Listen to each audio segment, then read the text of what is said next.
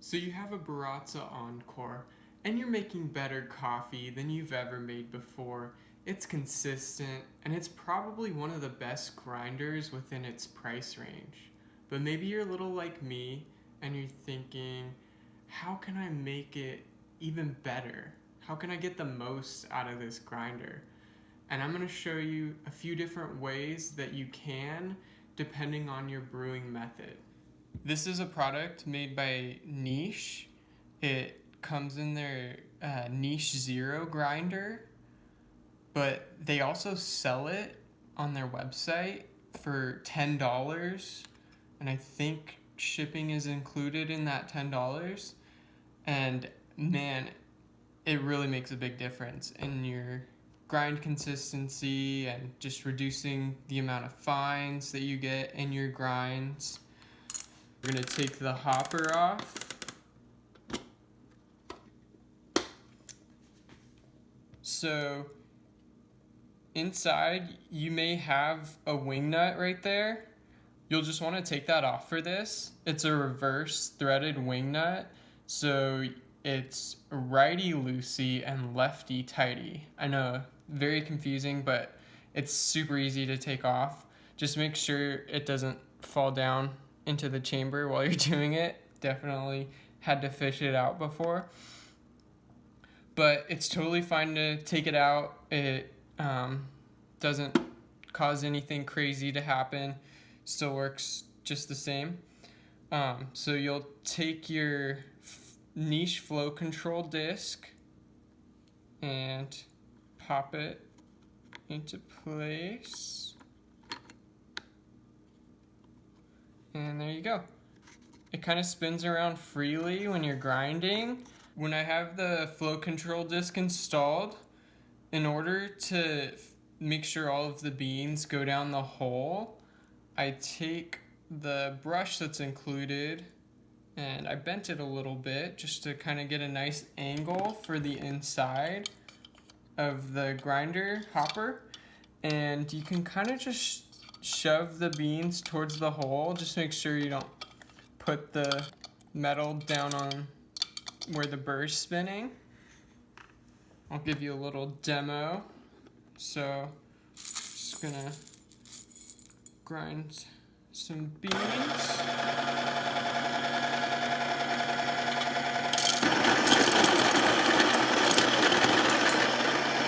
So there'll be a few beans hanging out on the top of the flow control disc, and I just move them around, and voila! Now we have them all ground. We can check that out.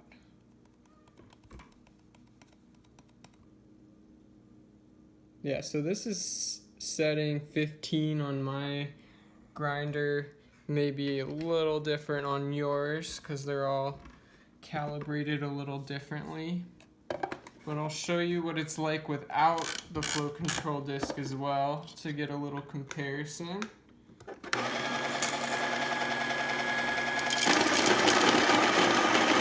Yeah, they just fly. That's why we put the lid on. But with the flow control disc, you don't even need to put the lid on, which is actually really nice.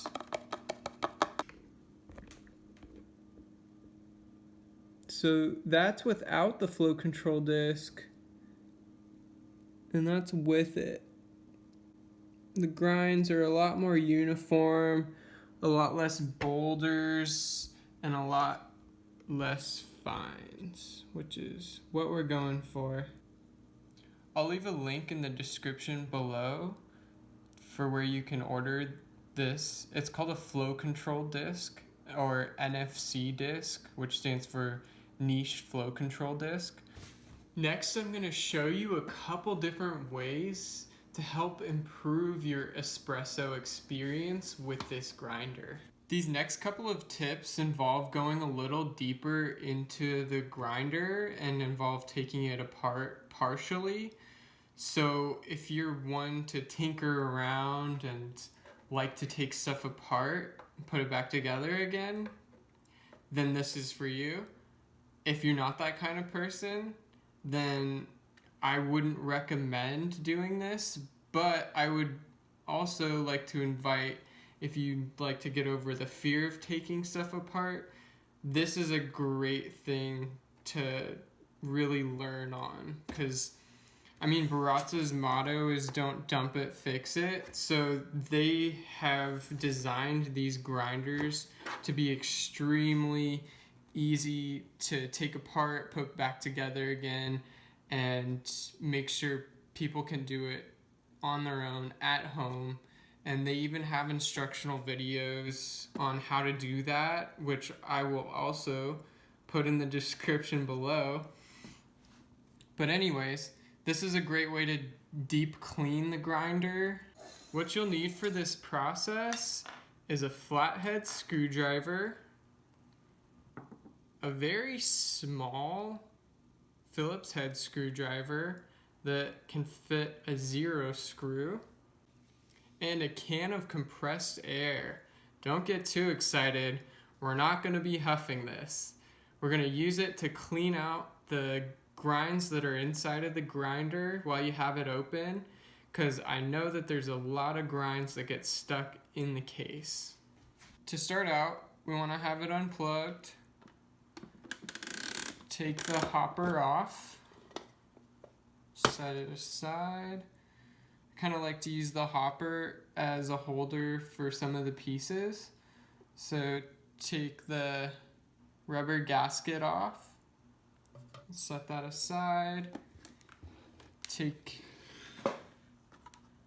your Burr carrier out, also set that aside. And if you still have the wing nut, I would take that out. Also, if you put in the flow control disc, of course, take that out as well. Take out the grounds bin. And take out the knob, the on and off knob. It might be a little tight first time you do it, but it should be pretty easy. First, you'll want to take your flathead screwdriver, tip the grinder on its side,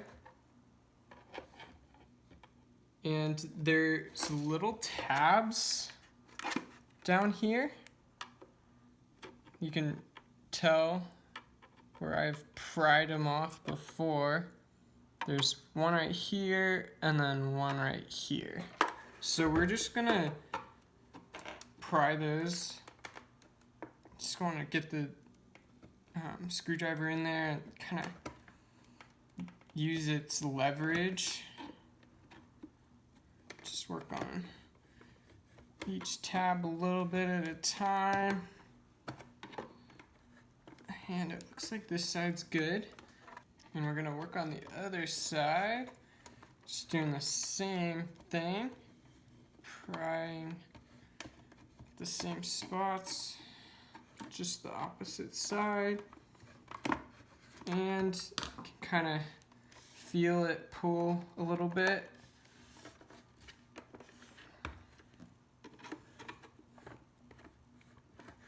And kind of have to go back and forth sometimes to each side, but it feels like it's off, and once it feels like it's pretty much off, you can put your fingers down here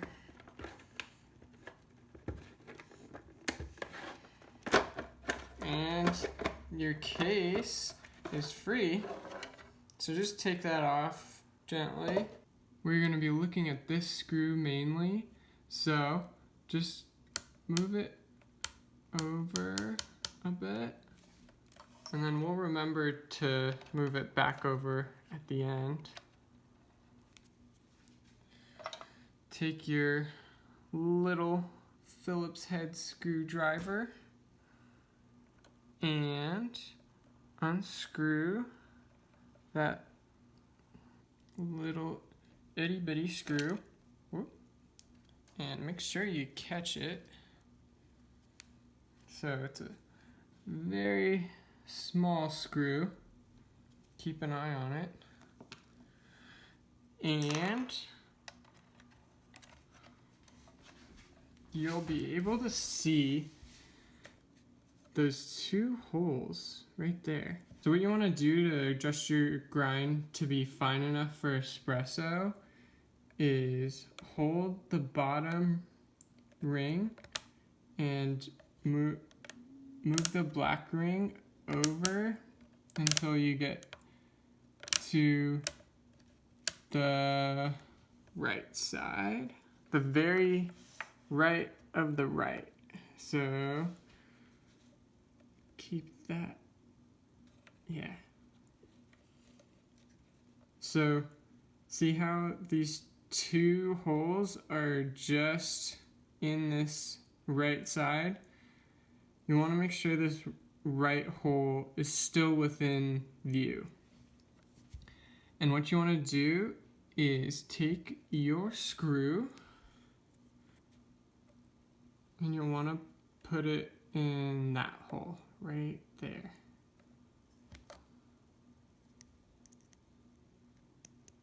So take your screw and insert it so it lines up with that hole.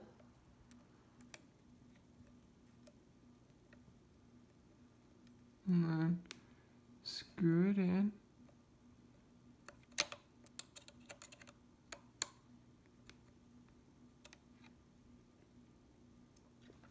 And there you go. Make sure you twist it all the way back. And if you want to go one step further to have a stepless espresso, you can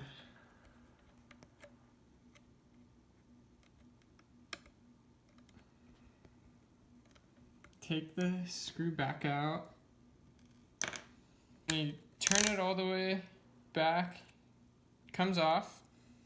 So this little clicker right here is called a detente. And you just want to take that out if you want a stepless grind.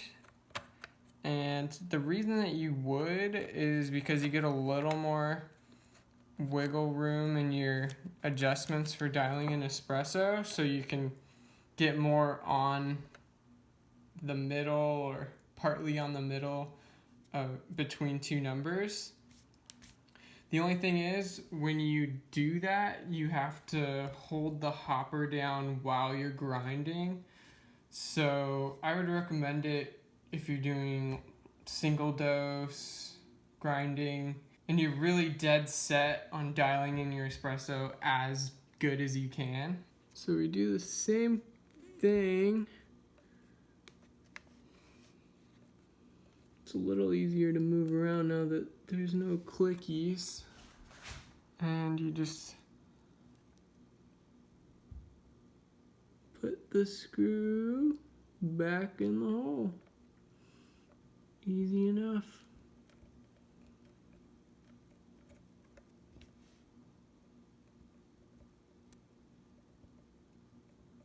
It doesn't have to be super tight, but just make sure it's in there.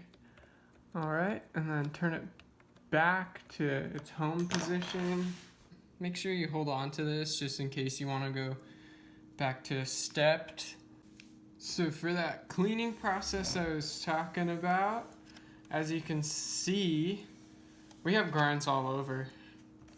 There's grinds everywhere inside of this thing. So we'll take our can of compressed air and just blow all those grinds away like dust in the wind. And if you have a little that falls out of the chute, you can sweep it up.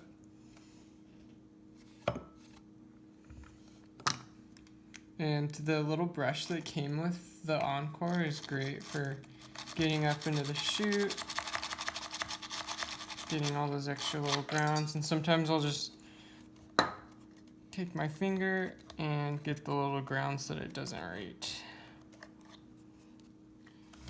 And then just Try to get all the little areas. Up top, I like to use the brush provided and a painter's brush. So just give it a little brushing of the burr.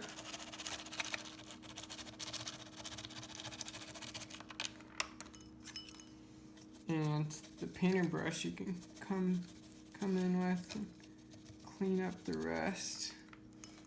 And then once I get it all back together, I'll show you how you can get all the rest of the little grinds out. If you aren't able to with your compressed air, it's just snowing coffee grinds in California.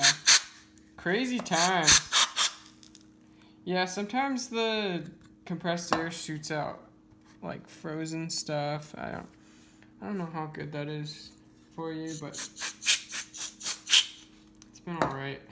Just make sure if you use compressed air that you're not shooting off the detente. It's such a fancy word for such a little wild thing. Okay, so we have it all clean. It's very nice. That's how we want our grinder, looking brand spanking new.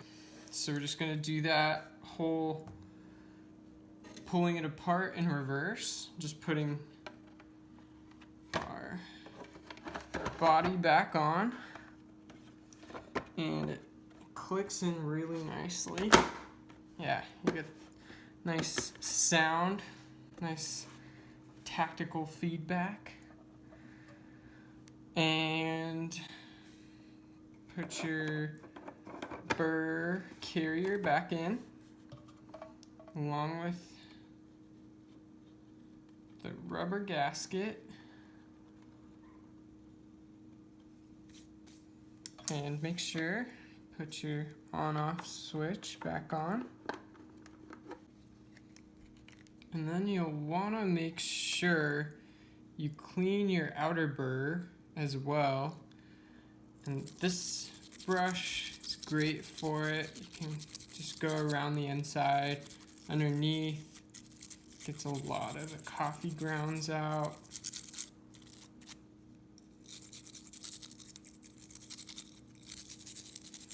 Just makes for a cleaner cup of coffee when you stay on top of cleaning this stuff. Especially if you're switching coffees quite often. So just put your outer burr back in, and you'll probably just want to clean your grinds bin too. I use the painter's brush.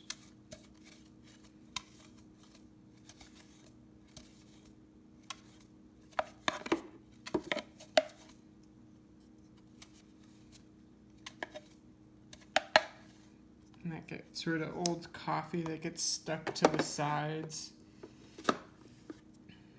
And give this a nice little brushing. Oh, one thing I wanted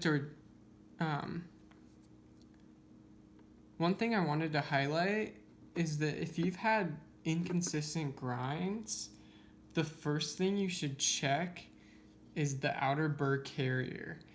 So all three of these tabs are important to keep your grinder grinding consistently. And if one of them's broken, you'll get really inconsistent grinds. And it's kind of a mechanism to help protect the burrs from getting damaged by rocks or underdeveloped beans. So that's just something good to keep in mind. First area of troubleshooting before going for changing out your burrs.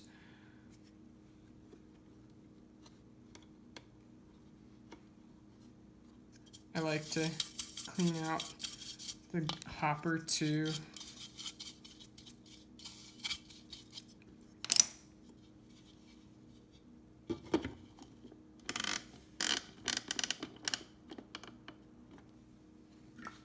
When I'm done cleaning it, I like to turn it on for a few seconds and tap the lid to get out any little grounds that I missed. And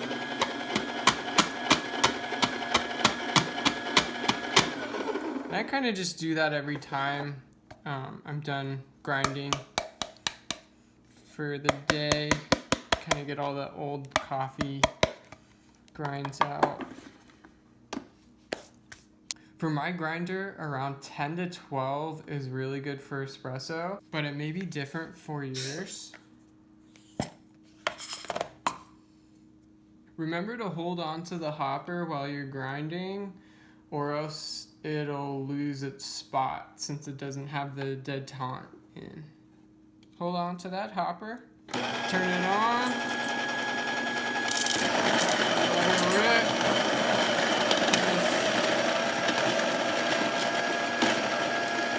Some espresso grind with the flow control disc in. Yeah, that's really fluffy. And